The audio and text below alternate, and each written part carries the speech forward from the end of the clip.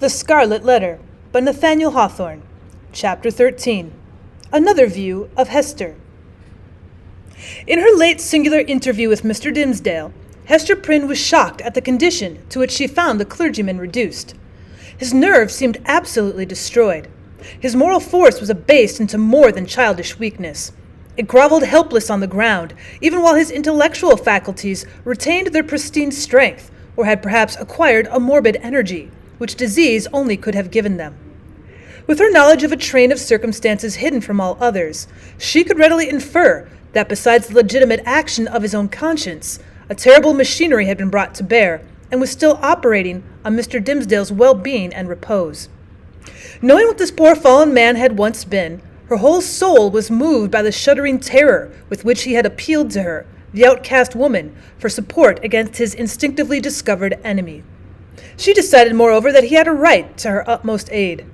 Little accustomed in her long seclusion from society to measure her ideas of right and wrong by any standard external to herself, Hester saw, or seemed to see, that there lay a responsibility upon her in reference to the clergyman, which she owned to no other, nor to the whole world besides.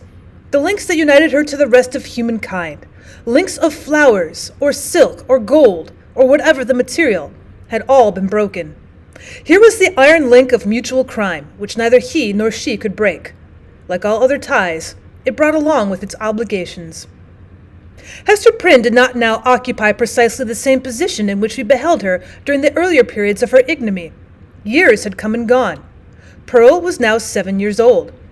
Her mother, with the scarlet letter on her breast, glittering in its fantastic embroidery, had long been a familiar object to the townspeople, as is apt to be the case when a person stands out in any prominence before the community, and at the same time interferes neither with public nor individual interests and convenience.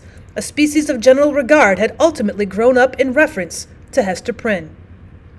It is to the credit of human nature that, except where its selfishness is brought into play, it loves more than readily it hates. Hatred, by a gradual and quiet process, will even be transformed to love, unless the change be impeded by a continually new irradiation of the original feeling of hostility. In this matter of Hester Prynne, there was neither irritation nor irksomeness. She never battled with the public, but submitted uncomplainingly to its worst usage. She made no claim upon it in requital for what she suffered. She did not weigh upon its sympathies. Then also the blameless purity of her life during all these years in which she had been set apart to infamy was reckoned largely in her favor. With nothing now to lose in the sight of mankind, and with no hope and seemingly no wish of gaining anything, it could only be a genuine regard for virtue that had brought back the poor wanderer to its paths. It was perceived, too, that while Hester never put forward even the humblest title to share in the world's privileges, further than to breathe the common air and earn daily bread for little Pearl and herself by the faithful labor of her hands, she was quick to acknowledge her sisterhood with the race of man whenever benefits were to be conferred.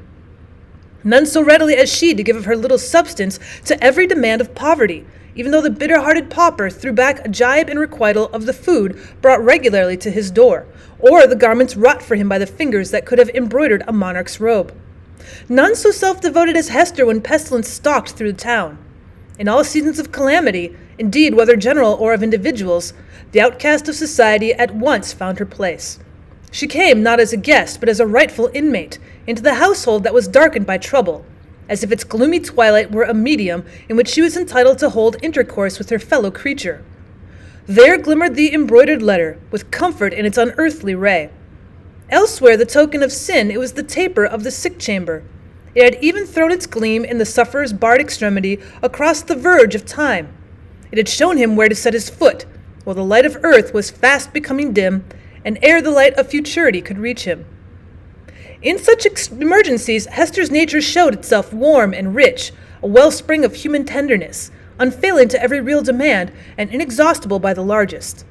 Her breast, with its badge of shame, was but the softer pillow for the head that needed one.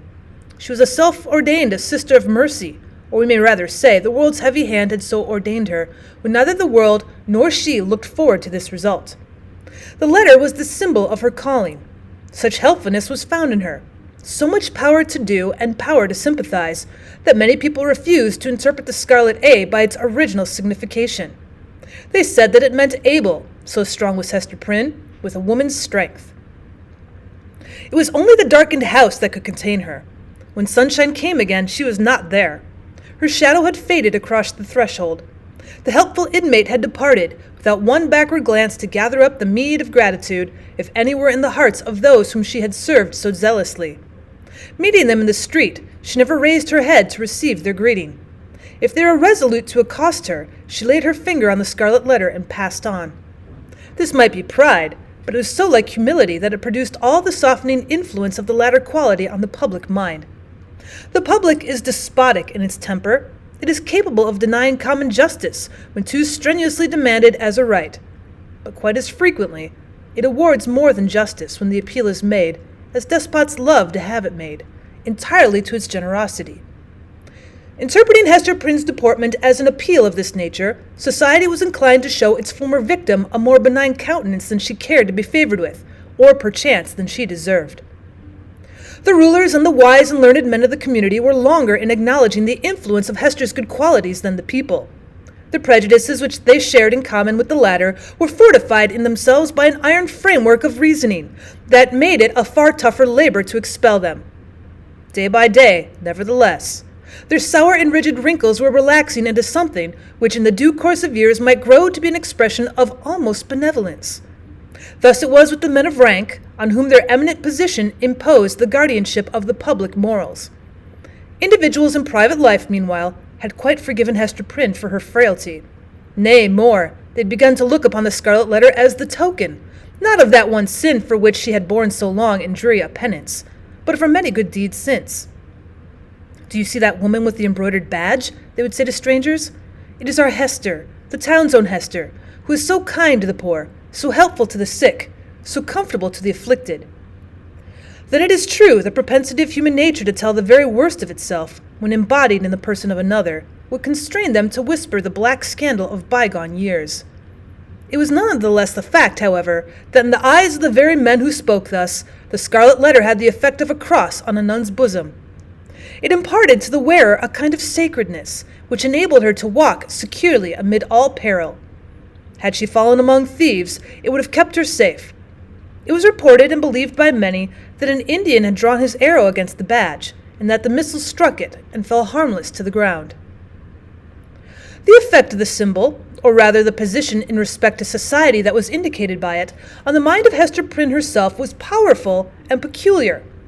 All the light and graceful foliage of her character had been withered up by this red-hot brand, and had long ago fallen away, leaving a bare and harsh outline, which it might have been repulsive had she possessed friends or companions to be repelled by it. Even the attractiveness of her person had undergone a similar change. It might be partly owing to the studied austerity of her dress, and partly to the lack of demonstration in her manners. It was a sad transformation, too, that her rich and luxuriant hair had either been cut off, or was so completely hidden by a cap, that not a shining lock of it ever once gushed into the sunshine. It was due in part to all these causes, but still more to something else, that there seemed to be no longer anything in Hester's face for love to dwell upon. Nothing in Hester's form, though majestic and statue-like, that passion would ever dream of clasping in its embrace. Nothing in Hester's bosom to make it ever again the pillow of affection. Some attribute had departed from her, the permanence of which had been essential to keep her a woman. Such is frequently the fate, and such the stern development of the feminine character and person when the woman has encountered and lived through an experience of peculiar severity. If she be all tenderness, she will die. If she survive, the tenderness will either be crushed out of her, or, and the outward semblance is the same, crushed so deeply into her heart that it can never show itself more. The latter is perhaps the truest theory. She who has once been a woman and ceased to be so might at any moment become a woman again, if there were only the magic touch to effect the transformation. We shall see whether Hester Prynne were ever afterwards so touched and so transfigured. Much of the marble coldness of Hester's impression was to be attributed to the circumstance that her life had turned, in a great measure, from passion and feeling to thought. Standing alone in the world, alone as to any dependence on society, and with little Pearl to be guided and protected, alone and hopeless of retrieving her position, even had she not scorned to consider it desirable, she cast away the fragment of a broken chain. The world's law was no law for her mind. It was an age in which the human intellect, newly emancipated, had taken a more active and wider range than for many centuries before. Men of the sword had overthrown nobles and kings. Men bolder than these had overthrown and rearranged, well, not actually, but within the sphere of theory, which was their most real abode, the whole system of ancient prejudice, wherewith was linked much of an ancient principle. Hester Prynne imbibed this spirit. She assumed a freedom of speculation, and common enough on the other side of the Atlantic, but which our forefathers, had they known it, would have held to be a deadlier crime than that stigmatized by the Scarlet Letter. In her lonesome cottage by the seashore, thoughts visited her, such as dared to enter no other dwelling in New England. Shadowy guests that would have been as perilous as demons to their entertainer, could they have been seen so much as knocking at her door. It is remarkable that persons who speculate the most boldly often conform with the most perfect quietude to the external regulations of society. The thought suffices them without investing itself in the flesh and blood of action. So it seemed to be with Hester. Yet had little Pearl never come to her from the spiritual world, it might have been far otherwise. Then she might have come down to us in history, hand in hand with Anne Hutchinson as the foundress of a religious sect. She might in one of her phases have been a prophetess. She might, and not improbably would, have suffered death from the stern tribunals of the period for attempting to undermine the foundations of the Puritan establishment. But in the education of her child, the mother's enthusiasm thought had something to wreak itself upon. Providence, in the person of this little girl, had assigned to Hester's charge the germ and blossom of womanhood, to be cherished and developed amid a host of difficulties. Everything was against her. The world was hostile. The child's own nature had something wrong in it, which continually betokened that she had been born amiss, the effluence of her mother's lawless passion, and often impelled Hester to ask, in bitterness of heart, whether it were for ill or good that the poor little creature had been born at all. Indeed, the same dark question often rose into her mind with reference to the whole race of womanhood. Was existence worth accepting even to the happiest among them? As concerned her own individual existence, she long ago decided in the negative and dismissed the point as settled. A tendency to speculation, though it may keep women quiet as it does men, yet it makes her sad. She discerns it may be such a hopeless task before her. As a first step, the whole system of society is to be torn down and built up anew. Then the very nature of the opposite sex, or its long hereditary habit, which has become like nature, is to be essentially modified before woman can be allowed to assume what seems a fair and suitable position. Finally, all other difficulties being obviated, woman cannot take advantage of these preliminary reforms, until she herself have undergone a still mightier change, in which perhaps the ethereal essence wherein she has entrusted life will be found to have evaporated. A woman never overcomes these problems by any exercise of thought. They're not to be solved, or only in one way. If her heart chance to come uppermost, they vanish.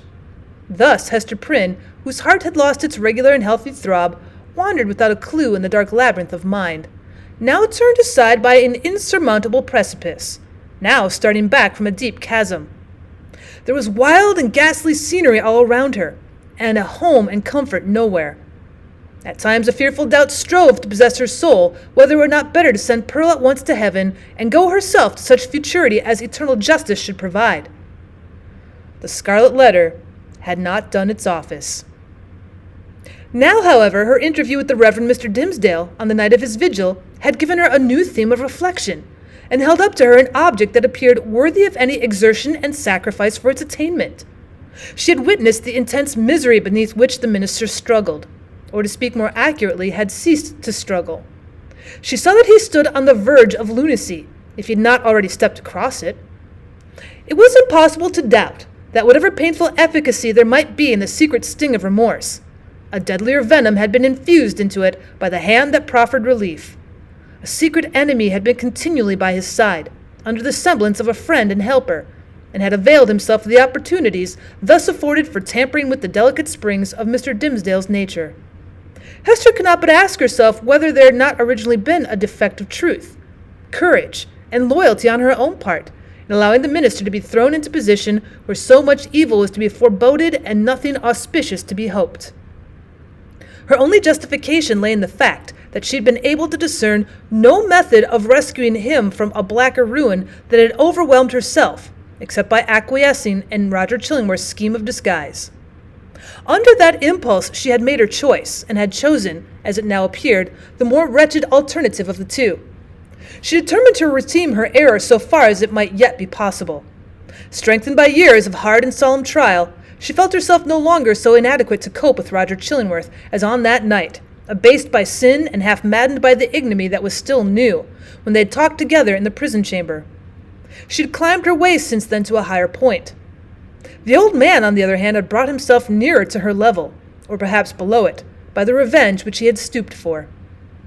In fine, Hester Prynne resolved to meet her former husband and do what might be in her power for the rescue of the victim on whom he had so evidently set his grip. The occasion was not long to seek. One afternoon, walking with Pearl in a retired part of the peninsula, she beheld the old physician with a basket on one arm and a staff in the other hand, stooping along the ground in quest of roots and herbs to concoct his medicine withal.